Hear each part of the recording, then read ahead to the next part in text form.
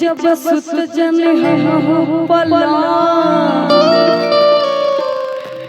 दर्द कर लगे हमर वाला बड़ा रन कर रहती सा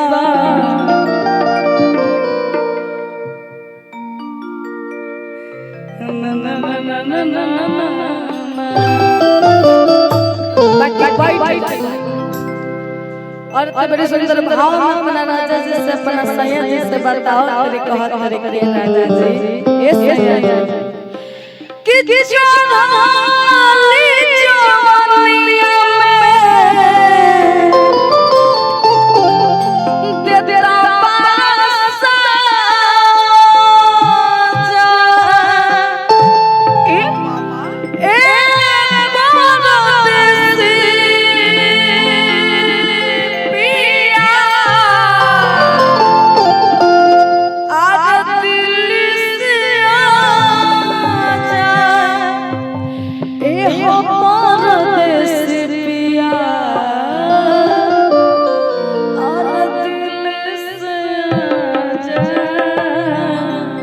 सुत जा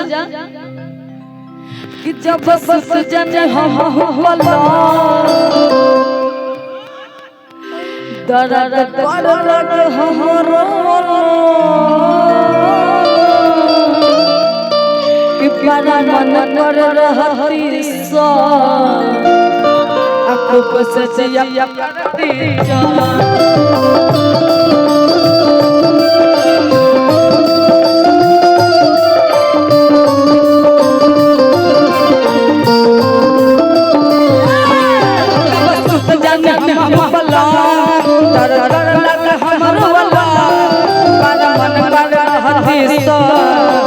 सजिया करती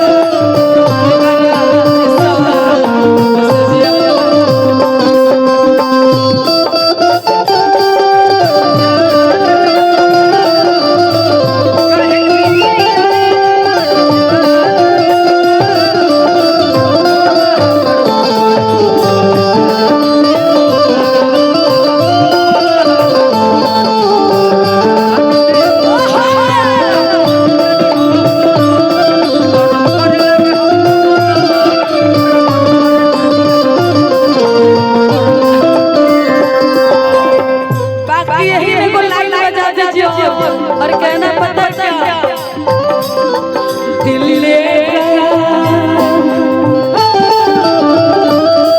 दिल ले गया परदेसी कोई रोकना दिल ले गया परदेसी कोई रोकना क्या होगा होगा यही सोचना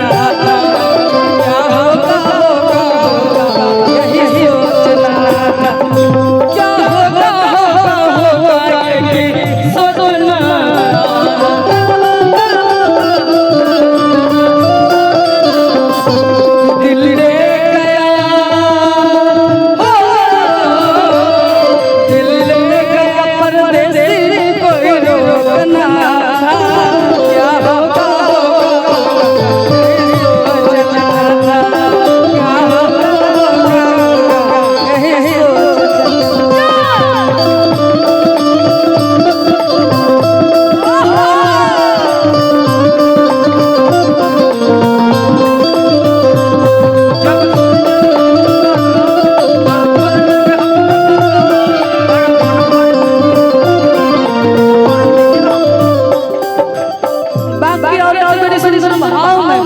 अपना राजा जी से अपना सैया जी से बताओ तरीका हर तरीका ए शीला जी पहले पहले राजा कभी काशी कहां ध्यान बराओ ए पहले पहले राजा लैला कमाना लागे बैठला अपना खाना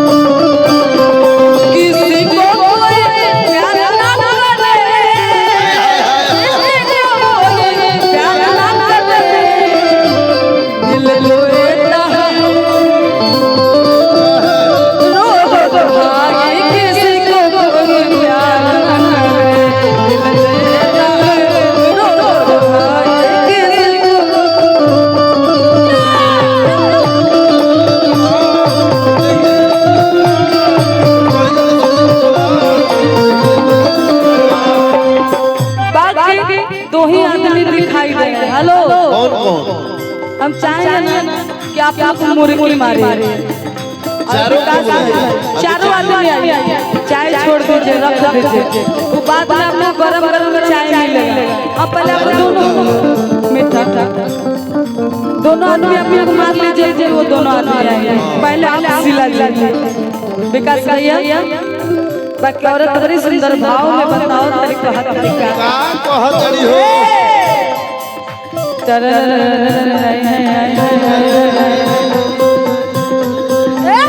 पहले पहले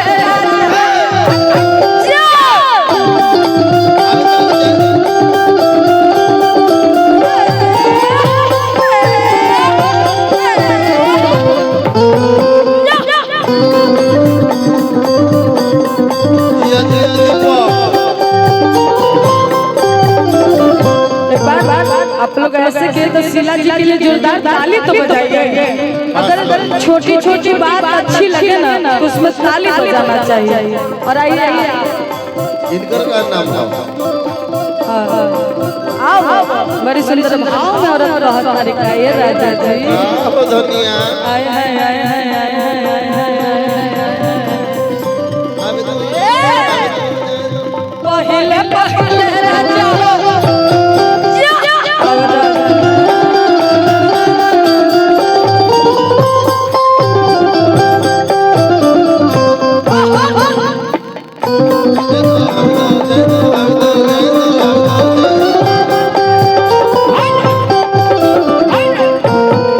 एक बार इनके लिए भी ताली बजा दीजिए आप लोग। बहुत बहुत धन्यवाद। हेलो चाय वाली इधर आओ। ए पापा की परी इधर आओ, चाय फेंक दीजिए आप। क्या बात है बुलेट जी, आइए। पहलवान साहब के तनी मुर्गी देखल जाओ। हम इनका मुर्गी देखने के लिए काय ला रहे पहलवान हैं। साहब आइए। मारी हाय हाय हाय हाय, क्या बात है। जितना लचक दिख रहा है इस इतना चीजों में, तो समझिए बहुत सारी चीज अच्छे हो। विक्की सर का देख, विक्की सर का। पहिले पहिले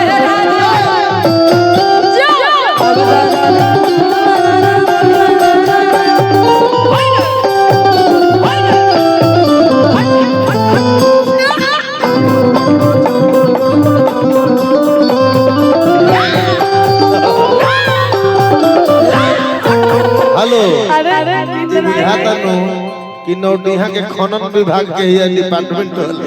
बाकी आप मुर्गी मारी है शर्मा नौटिया खनन डिपार्टमेंट। शर्म नहीं होना चाहिए, बहुत नहीं होना अच्छा। चाहिए। एक बार इनके लिए जोरदार ताली बजाइए। दोबारा आपको मारना होगा।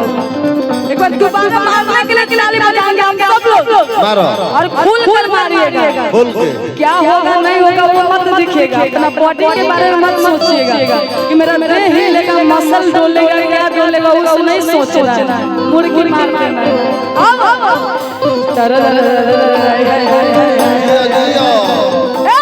पहिले पहिले राजा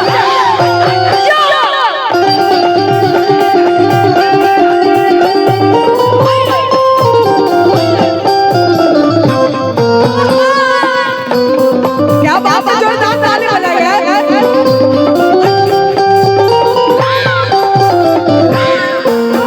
एक बार पापा के परी के लिए और ताली बजाइएगा। पापा के पारल एगो आओ। कौन बाकी है? चल रहे पत्थर के इधर आइए। हमरा छोटू के फेवरेट कलाकार है। अच्छा। हमरा छोटू के फेवरेट कलाकार है। बहुत बहुत धन्यवाद। देखिए आपके जितना में लचक है ना, उससे जितना सबके आपके पे निर्भर है। थोड़ा अच्छा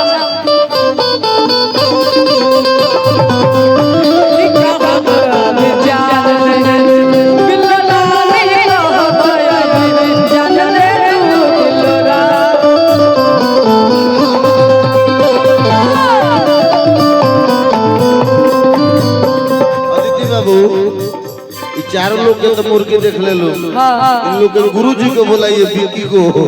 इनका मुर्गी देखिए। इधर आइए। आप अपना बिल्कुल। मुर्गी हेलो दिखाइए। विक्की जी, आइए इधर आइए ना। आइए। विक्की सर है इन लोग का अच्छा। Dance choreographer. मैं दोबारा देख रही हूँ, तो इनको एक बार और देखेंगे।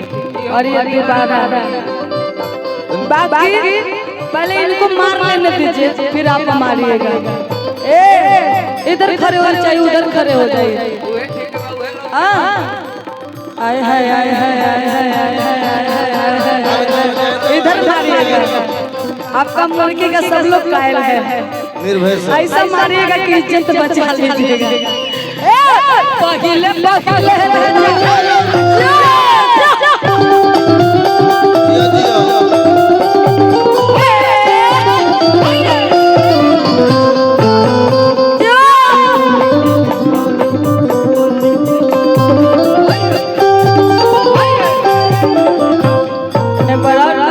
दिया दिया। सच में अच्छा मारी है।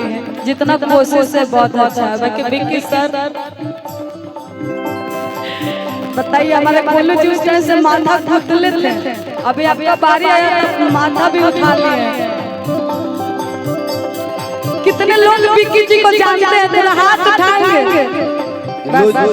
रोज ये लोग के मरवावे ले व्याज मरी है मुर्गी डांस क्लास।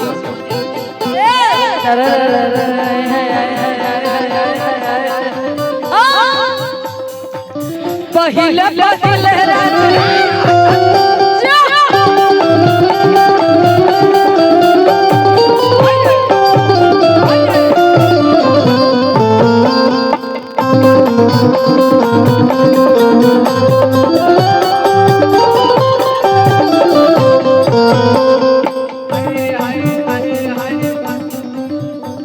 बड़ा अच्छा लगा, बहुत बहुत धन्यवाद विक्की जी।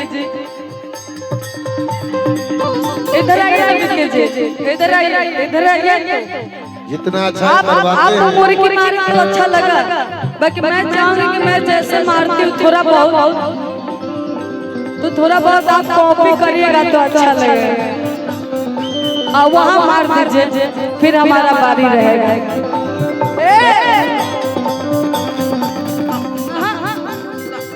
पहले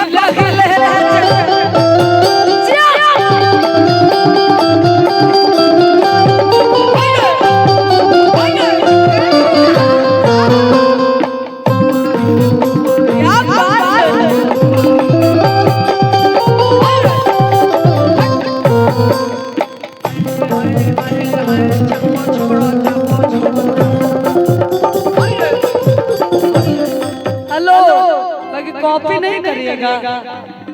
तने दीदी बाबू अपन दिखाओ तो तू अपन दिखावा मुर्गी। हम तो अपना दिखाए। बिल्लू जी एक बार आप खड़े हो। नहीं नहीं नहीं नहीं बिल्लू जी एक बार नहीं कहल जाला बिल्लू जी कि जब जैसन सब कैसन हम महफिल में कर के ना देखले तो फिर मरद कैसन। एक बार बिल्लू जी के लिए जोरदार ताली बजाएं। आप बोले मुर्गी से हट के दूसरा कॉपी कर लो, फिर से एक बार लगा हम कॉपी करके दिखाओ दे, मार कॉपी करियो लो। ये आपका बाकी बिल्लू जी आप आइएगा, इधर आ जाइए। आप कॉपी करने की बात कहें ना बे, क्या नाम है आपका? विक्की ना। हम जो आपको कहेंगे वही करना पड़ेगा, कॉपी की बात मत बोलिएगा। लड़की की कॉपी आज तक शंकर भगवान नहीं किए हैं औरत लोग, हम क्या करेंगे? कि बाहुबली हो